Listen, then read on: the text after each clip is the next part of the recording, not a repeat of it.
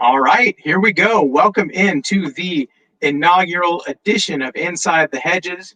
We are your co-host today, and for the rest of this interesting season, to say the least, I am Matthew Bartlett, editor and director of The Roost, and this is Taylor McHargue. You remember him as a Conference USA winning quarterback for your Rice Owls. Taylor, how's it going, and what you thinking about the season?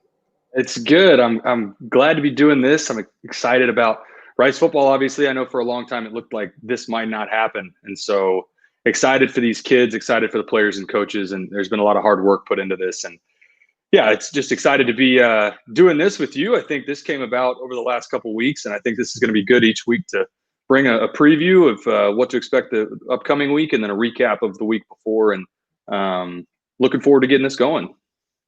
Yeah, it's pretty surreal. It feels like this came about just as everything has in 2020, right? Just kind of pull it together and we're going to make the most of it. And I think we're going to have an entertaining show today. We have, the past, I guess, 6 months of off season to unpack. So we'll hit the highlights there for everybody. And then we're going to kind of talk through, right expectations for how you evaluate this season as a fan and as Rice as a program and their direction. And then, like you said, we're going to hit on Middle Tennessee and figure out how to stop Asher O'Hara. See if Rice can go to 2-0 against Middle Tennessee all time. I would take undefeated records against just about anybody. And I guess it would make most sense to start out at the quarterback position, which has kind of been, are you coming out of retirement, or we might have an answer from somebody else on the field this year. Rice has a new starting quarterback, Mike Collins. What can you tell us about him? Yeah, Mike is interesting because this is his third school, right? And that's pretty rare. Started out at Penn, the Quakers, and then transferred to TCU. And in 2018, he saw the most of his action that he ultimately ended up playing while he was there. Started 4 games, had a couple wins while he was there, and did some really nice things on when you go back and look at the tape. He's certainly keeping them in games, throws for over 300 yards against Kansas, helps them to a win against Kansas State. And then in 2019, doesn't play as much, is in more of a reserve role. And so comes to Rice, and I think a lot of people expected Giovanni to really take it and run with it and potentially be named the starter. But Coach Bloomgren, one of the things he pointed out, he said, there were specific practices where the ball didn't touch the ground for Mike Collins, and that's really high praise. And we obviously don't have anything else to go off of because spring was so limited. But anytime you have that kind of praise, it makes it easy on the coaches. And I think it's important to note that they made this decision a couple weeks early. A lot of times in QB battles, they won't make that decision until game week, on a Thursday or Friday. So I think it's important that they named him early and he got a couple weeks with the ones. And excited to see he's a big kid. He's 6'5", I think 220. And I'm just excited to see what he does with this offense. And, it's been a while since he's played, but looking forward to seeing him out there. Yeah, and I think just from, getting to catch a couple of practices, some of the things that really made it a clear indicator for me is because if you think this is not the first year under Mike Bloomgren that we've had a quarterback battle going into the season, but last year it was Tom Stewart and Wiley Green, and they kind of more or less split reps with the first team and went back and forth up until game week. And even in the first game, you saw, both guys and early in the season get action and, injuries and what happened. But I was pretty confident it was going to be Wiley entering the season, but both guys played this year through fall camp. It's pretty much been Mike working with the first team for the majority of the time. And like you said, he's looked really good. He has a live arm and can make all the throws. And that's just as important as knowing the scheme, which is a big piece, especially with this offense. So I think the fall or having the spring to come in, combined with that arm talent, Rice is looking pretty, at least at one position so far. Yeah, and the other thing, and this is important for moving forward and expectations, especially through the first couple of weeks, Coach Bloomgren has said since he made the decision that Giovanni's still going to have a role in the offense in some capacity. Now, if Mike comes out and we really, just have a great showing on offense against Middle Tennessee, a lot of times that sort of takes care of itself. And you can only have one guy taking snaps on the field at a time. But I would still imagine you see Giovanni in some capacity in this first one, and then we go from there, obviously. But it's a good position to be in because there are teams around the country that you look at, sometimes their starter gets hurt and a backup comes in and there's a huge fall off. And you see what that does to a team. I mean, it's deflating if something, God forbid, happens to your starter.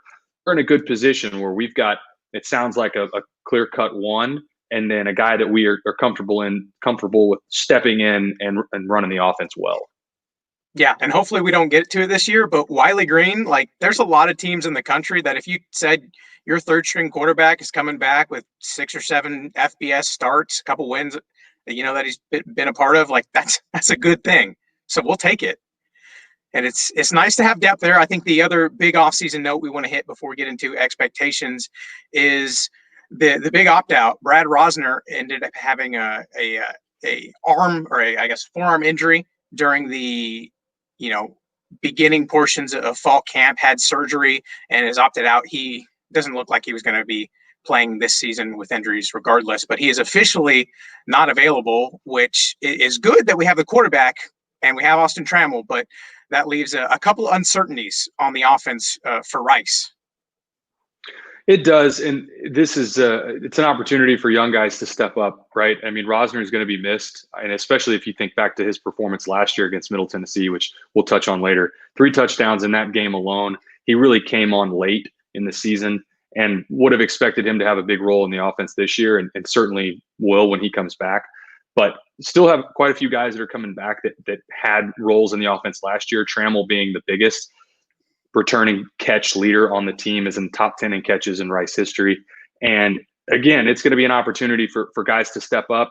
And it's going to be interesting to see what wrinkles, as the season went on last year, it felt like they opened up the playbook a little bit more, closed out the season on a heater, so to speak, in terms of points being scored, which for us was much needed, obviously. But this will be a good, and we'll get into it in a little bit, but Middle Tennessee does not defend the run particularly well. And I would imagine, there's a chance in this first one we don't see a ton in the passing game. But whenever we do, there's going to be opportunities for young guys to step up out on the edges. Yeah, and I think it's interesting you mentioned the progression as you went throughout the season. I think of that no clearly than the North Texas game, after we have that big hit in the end zone and Rice gets the ball with a minute or 2 left and gotta kill the clock. You get to 3rd and long, and I mean, tell me from your playing days, how many times when you were in clock killing mode on 3rd and long did coach let you call up a 40-yard bomb to anybody? Right. No, the trust factor is the answer. The trust factor there is huge. Yeah, no doubt. No doubt. Yeah, that is it speaks to the trust you have in your players, and hopefully we see more of that this year with a 5th-year guy in Mike Collins. Yeah, it's going to be nice to have Mike Collins. I know, we know Austin Trammell. Jake Bailey is another guy that has been really impressive in the offseason. I mean, and you can take this for what it's worth, but after the first guy comes up to you and says, Jake's having a really good camp, like just go watch him. Then the second guy, and then the third guy, and then the fourth guy, you're like, okay, I got it. Jake's going to be good. So he's one of those guys that has been talked up a lot, but and you can debate whether or not you care about rankings and that regardless, but Bailey's by evaluation of 247 recruiting evaluators, one of the highest regarded athletes that Rice has signed, and those rankings have been going back 15 years or so not the end all be all, but we kind of expected this from him, and now he's going to have a role and an opportunity. Yeah, no, absolutely. This is going to be a big opportunity for him. And again, we keep saying it, but you're going to have somebody step up. And in this 3rd year, the defense last year put a strong foot forward, especially in conference.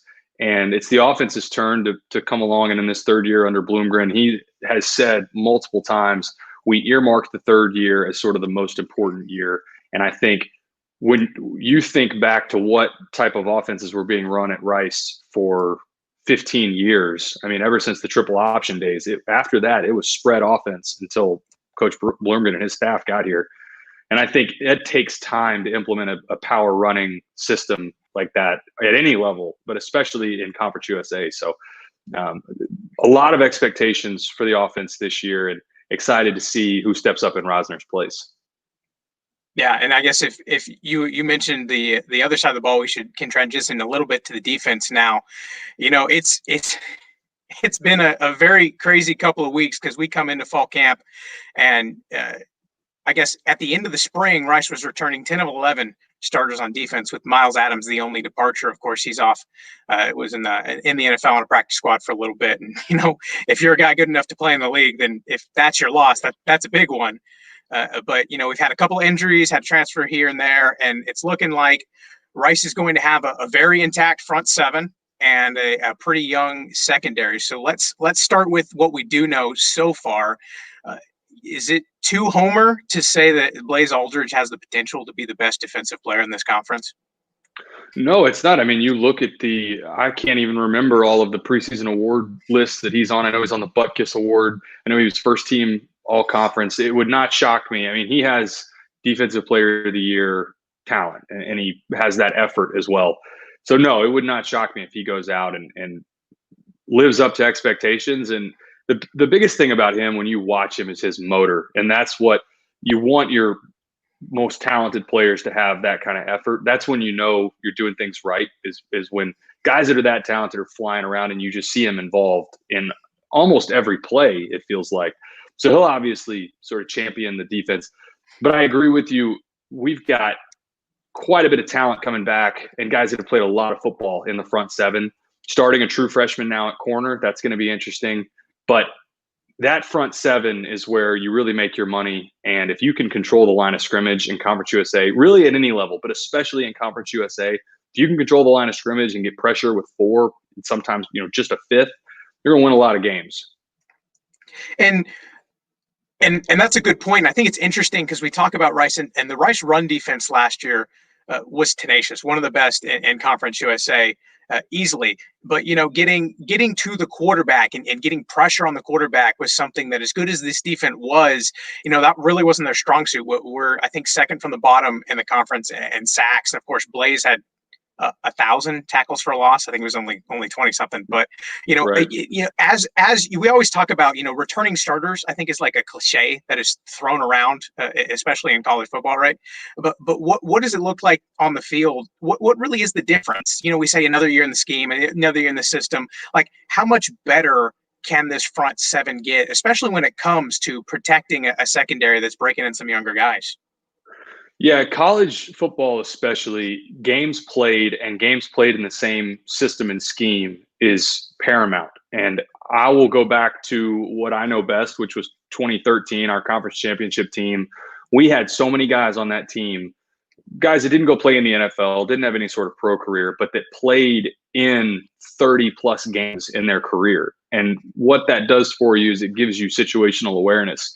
You're never out of place. You know where you're supposed to be. You'll still have mistakes from these guys, but that's where young guys, freshmen and sophomores, are just in the wrong spots. And you've got no chance. I mean, you turn on the tape of some of these teams that they've got a bunch of young guys in their secondary or up front, and they're just blowing coverages, or they're the wrong guys blitzing, or they're not blitzing when they're supposed to be. And those things solve themselves when you have a bunch of leadership and guys that have played a lot of football. And that's what we benefit from now is we still don't have very many seniors playing. I think we have two seniors that are on this starting. I think it's two right now on the starting, what they've released for the starting 11. So we still have a bunch of guys that have a lot of football left to play, but we've seen over the last 2 years, a lot of freshmen and sophomores that have played a lot of football while they were young in the same system that are moving on, moving up, and that's exciting for your defense. Yeah, I think talking with Brian Smith, last offseason and this offseason, Rice defensive coordinator, last year the goal was don't let balls get over your heads. And I think we saw a pretty clear, like, I think about Marquez Stevenson and De'Aaron King in the Houston game the first year, like that was tough. But last year, balls didn't get over their heads. And so maybe this is the year that the next step is, all right, now we got the back covered. Now let's get to the front and get some pressure. That would certainly help. And I think, it's interesting because if we take the next step here and we look at expectations and how we evaluate this year, before we get to Middle Tennessee, I was looking at the ESPN FBI, earlier, I think last week now, all time runs together and COVID, right? But Right. I pulled up the ESPN FBI and I saw that ESPN FBI projects Rice as the favorite to win all 6 games on their schedule right now. Of course, that schedule could change, but when's the last time that a Rice team has been the favorite to win a whole slate of conference games? I think you've got to go back to 2013 or maybe 2014. That team was favored in a lot of their games as well, but it's been a while.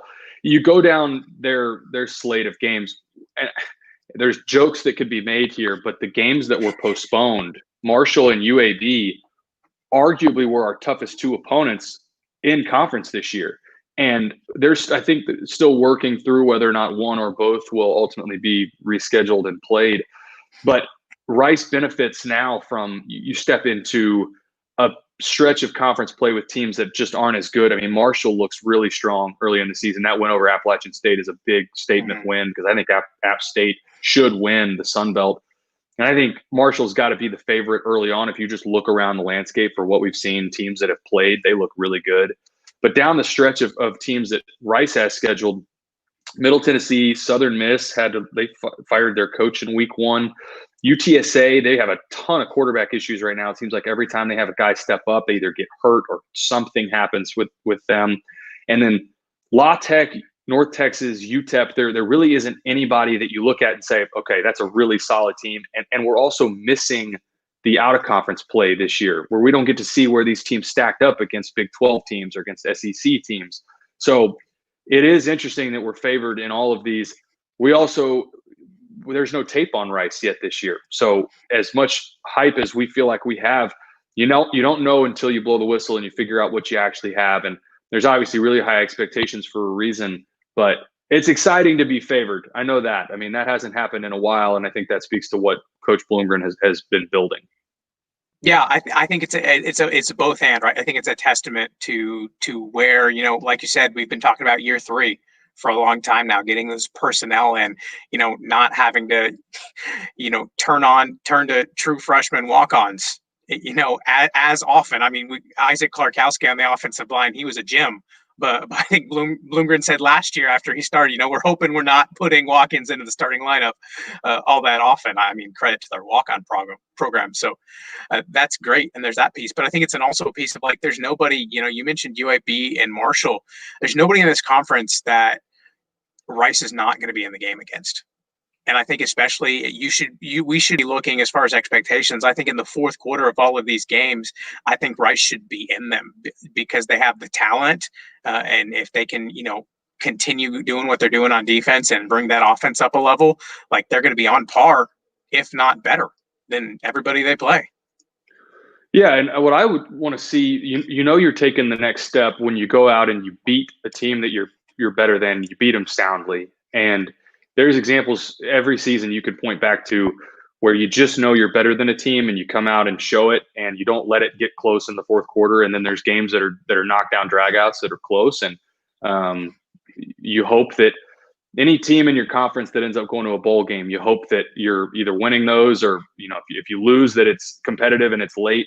But teams that you should beat, that's the mark of a good team is you go out and you handle your business. You don't play down to their competition. And so that's the bar has been raised, obviously, and expectations are higher. And that's what I'm looking for out of this team this year.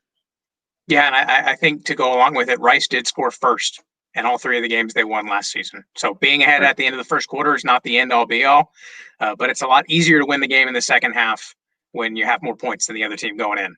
So that'll be a plus. And then I want to get your perspective on this. I don't know if this has ever happened before, that a team will be playing their 7th game where another team is starting their season. That's kind of peculiar. If you were the coach, you were calling shots, what would be your preference? Do you want 6 games under your feet to get going, or do you want the element of surprise? I mean, Rice doesn't get to pick, but what would be your pick? I think there's 2 totally different ways to look at this, and I think my answer would depend on how much depth you have. If you've got a senior team like Rice does, I'd prefer to just get out there and start playing, but obviously that's not the hand we were dealt. I think what you benefit from if you have those 6 games under your belt is you got to work through those early season kinks. I mean, the first couple of weeks of every college football season is rough. You're trying to figure out, you work through the silly mistakes, the pre-snap penalties. You're trying to figure out personnel groups. Who do you have? Who did you have in your starting 11 that 2 weeks later you look up and say, okay, they're not really in the picture anymore. They're more of in a backup role. Or you've completely changed personnel groups. Hey, we thought we were going to feature this position, but now it's looking more like we're going to be more in this personnel. The flip side of that, though, if you don't have those games like Rice does, and what we hopefully are using to our advantage is, especially in these early weeks, they don't have any tape on you. It's very limited on Middle Tennessee's having to, Coach Stockstill on his call this week said, we're having to Google as much as we can. We're pulling articles on whatever we can about Rice, and then going back and watching the tape from last year. Our starting quarterback, they're having to go watch tape from him from 2018 at TCU running a totally different scheme. So that's our benefit, is coming out and saying, hey, we've got guys that you either haven't seen before or you haven't seen them in a year, right? Or almost a year. So benefits to both sides. Excuses could be made from either one, and I know neither one of these coaching staffs are going to do that. And these players are for Rice are ready to get going, but hopefully we don't have those early season mistakes that you sometimes see. But I will say Rice was, I believe, the least penalized team in Conference USA last year, and one of the lowest in the nation. So discipline is normally not an issue under Coach Bloomgren. Yeah, they were the least penalized team in Conference USA. I'm trying to believe. I think they finished second or third in the nation. It was definitely top 3 and least penalties, and that was something that through the first couple scrimmages of fall camp that Bloomgren was noticing that they were having those flags and those kind of missteps. Right. And hopefully you got that out of the way when you were just hitting each other.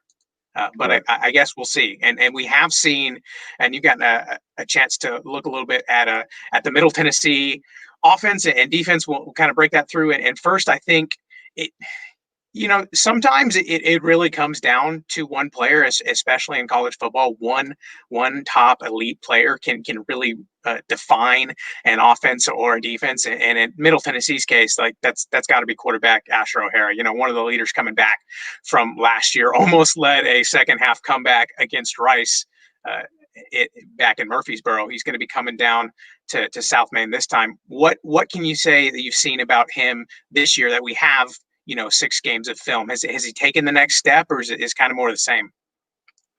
Yeah, Middle Tennessee, their scheme is interesting. For anybody watching right now, when you watch the game on Saturday, you'll notice they don't feature a tight end. Middle Tennessee uses some variation of everybody's receivers and running backs out of their skill group, which is interesting because Asher O'Hara, their quarterback, is a fantastic athlete, but he doesn't drive the ball downfield. He doesn't have a huge arm that you expect. Their formations look like Texas Tech and Washington State, Mississippi State, like they're going to air it out. But he's a great athlete. I mean, he leads the nation. Asher O'Hara, their quarterback, leads the nation in rushing. He's got like 407 yards, leads the nation by a quarterback rushing through the 6 games of the year. And that's going to be the biggest key because everything goes through him, like you mentioned. If you can slow him down, keep him more or less in the pocket, limit his big plays, and make him throw the ball downfield, you've got a chance. You've got a real good chance because they haven't run the ball particularly well. Last week, finally got some play out of the running back position.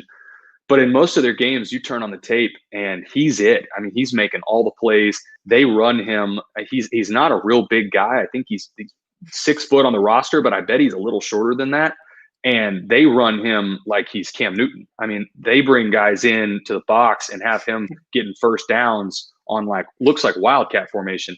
And he's diving around. He's making all sorts of plays. So it really does start and end with him on their offense and slowing him down. He loves throwing on the run. When he's running to his right play side, he feels most comfortable, or arm side, I should say. He feels really comfortable. And you can tell he's accurate when he's going that direction. So keeping him in the pocket, make him force the ball downfield. I think that's your best chance at slowing them down.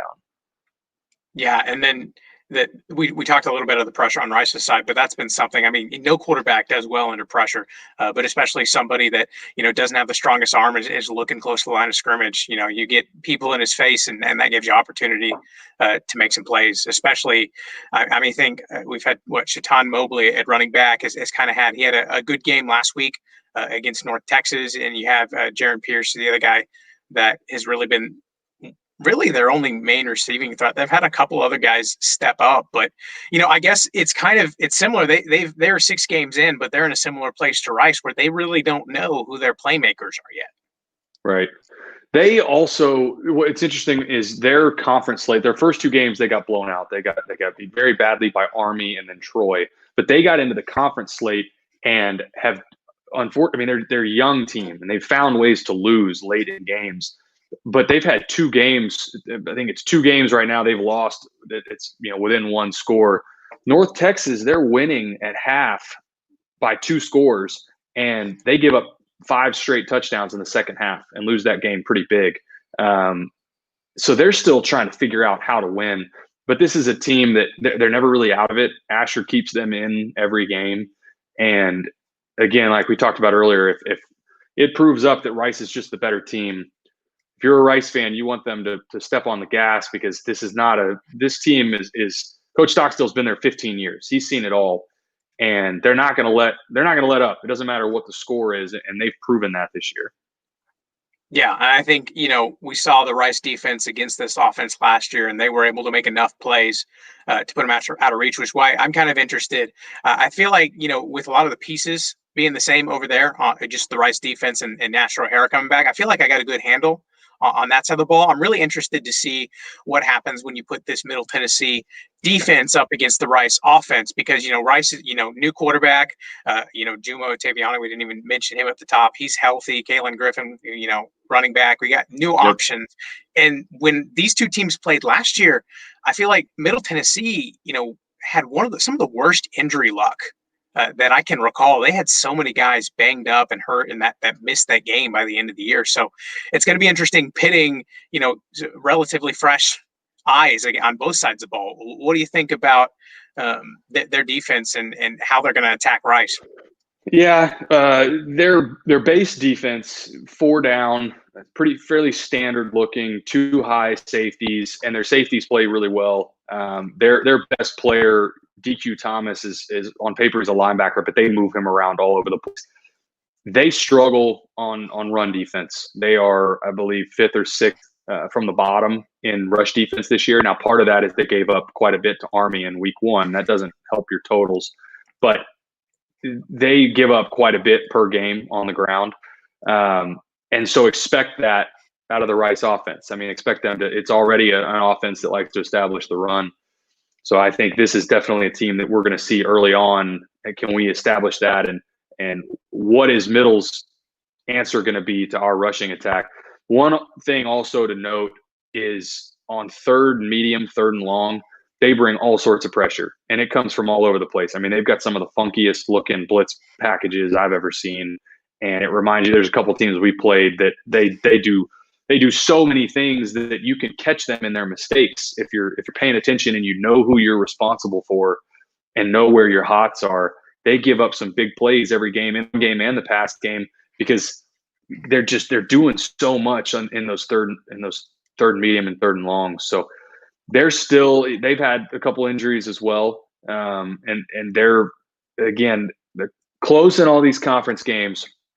And I think the key to Rice is going to be establish that ground game early and keep the foot on the gas. Yeah, I think so. And if we kind of land the plane, we're going to try and keep these around half an hour or so for you guys, just to make sure you can get everything in one condensed segment. And we'll wrap up. I kind of, if you had to see, one thing that would make you feel comfortable about Rice and their chances winning this game, what would it be going into this week? Because I threw it out. I think for me, the thing that I really want to see, and I think would give Rice the best chance to win, is if they can win the line of scrimmage on offense. Like you said, middle can be run against, and with working in the guys in the secondary and new players, those kinks and mistakes that are going to come up. If you can really, intellectual brutality, impose your will, control the ball, and control the pace of this game, it's going to make up for a lot of mistakes and a lot of just rust that comes with playing your first game, October 24th. So Yeah. that's what I'm most interested to see, and I'm most excited that I think Rice should be able to do. Yeah, that is something that Coach Bloomgren it's always going to be important to him in the style of play that Rice has. So I agree with you. My biggest thing is explosive plays, getting the ball downfield on offense, because it's something that through the majority of last season we struggled with. In the last 3 games of the season, and by explosive plays, I mean plays over 20 yards, whether that's on the ground or through the air. In the last 3 games of the season, we almost matched our explosive plays to what we had done in the previous 9 games of the season. So we figured out something late in the year. That's important because it is hard in college football to chip away a full 80-yard drive, 70-yard drive with 6 and 8-yard clips at a time. Stuff happens, mistakes are made. You need those 20-plus yard chunk plays, those explosive plays. And that's what I want to see out of this offense from game 1 all the way through. Yeah, I think they're set up as well as you can be. And I guess we'll see. We got Saturday, we got and I guess, we almost buried the lead. We're going to have you in the booth breaking that down for us on the call. Is that right? It is. I'll be in there with David Salzman, 2:30 kick. It's on ESPN3 and I believe ESPN Plus, but I know ESPN3. So excited to be calling this one. Yeah, that's fun. It's always appreciate when we have some Rice Owls giving us some, fair and unbiased coverage, keeping it up for the guys down in Right, Houston. 100%. So as we wrap up, I know, where can we follow you, pay attention, and keep up with your career and everything that's going on with you calling games and Rice? Yeah, Twitter is definitely the best, at TMcCarg16, and pretty active. Obviously, love the Owls. So, yeah, that's probably the best. Awesome. So go ahead and give Taylor a follow there. As always, you can follow me and The Roost on Twitter, Facebook, Instagram, at The Roost. And then if you want, especially with this year, with the injuries, uncertainty, all that, go ahead and go to patreon.com/@the-roost. We'll got you injury updates, practice reports, all that sort of stuff. We'll have you covered and get you insight into Rice Athletics as best we can. But this was a fun first show. Thank you for doing this with me, Taylor. I certainly had fun. And we will wrap this up, and we'll see you next week, breaking down the Middle Tennessee game and looking forward to the next one. So thank you, guys. Rice fight.